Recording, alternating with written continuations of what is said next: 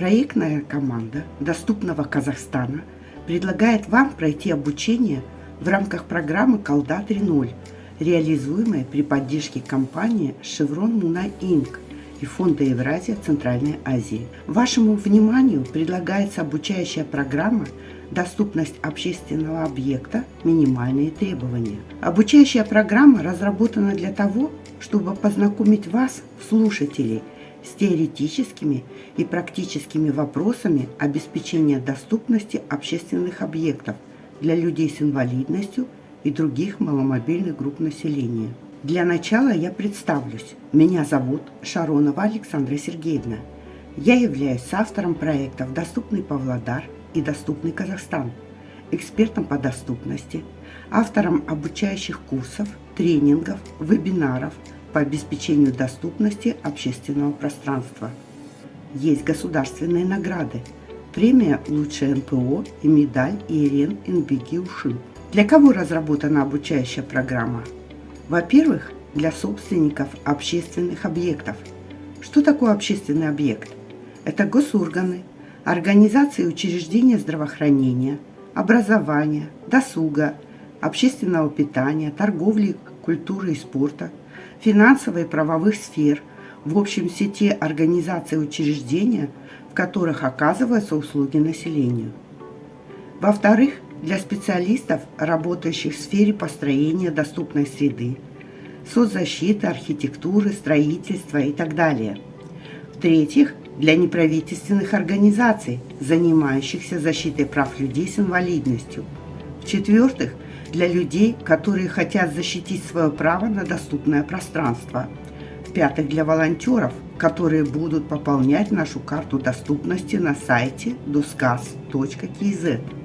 В рамках обучающей программы будут рассмотрены теоретические основы доступности общественных объектов, нормативная база, обеспечивающая создание доступной среды для людей с инвалидностью и других маломобильных групп населения во всех функциональных зонах общественных объектов.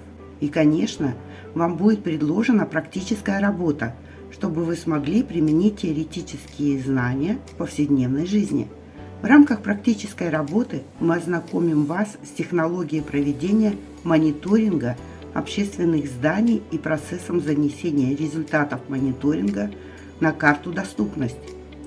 Чтобы вы смогли пользоваться картой доступности, необходимо зарегистрироваться на сайте «Доступный Казахстан», что мы с вами и сделаем.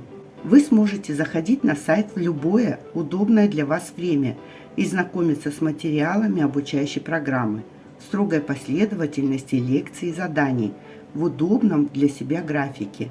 Помимо этой обучающей программы, на сайте «Доступный Казахстан» есть много других интересных и полезных для вашей деятельности материалов. За изучение лекций и выполнение практической работы вы можете получить сертификат. Сертификаты выдаются двух видов – за 4 часа обучения и за 8 часов. Часть условий получения сертификата одинакова для всех слушателей. Необходимо изучить все лекции, зарегистрироваться на сайте «Доступный Казахстан» и провести мониторинг общественного объекта. Это может быть организация, где вы работаете или учитесь, а может быть магазин рядом с вашим домом, или аптека, или кафе, куда вы ходите, или библиотека, на ваш выбор. А теперь об отличиях. Вы можете по итогам мониторинга заполнить базовую форму или форму для экспертов. Этим и отличаются два вида сертификатов. В базовой форме необходимо ответить на самый минимум вопросов об объекте. А в форме для экспертов вопросов много. Следовательно, на заполнение этой формы необходимо намного больше времени. В этом и заключается различие. Все зависит от времени выполнения практической работы. После того, как вы занесете объект на карту, вам необходимо сообщить об этом мне. Переходите на вкладку «Контакты» на сайте «Доступный Казахстан». Заполняйте все строки – имя, фамилию, выбирайте город, пишите сообщение в свободной форме. Например, «Я занесла на карту объект «Биосфера», прослушала все лекции. Прошу проверить мою практическую работу и выслать сертификат. После проверки вашей работы сертификат будет выслан по указанному адресу. Итак, переходим к обучению. Желаем удачи!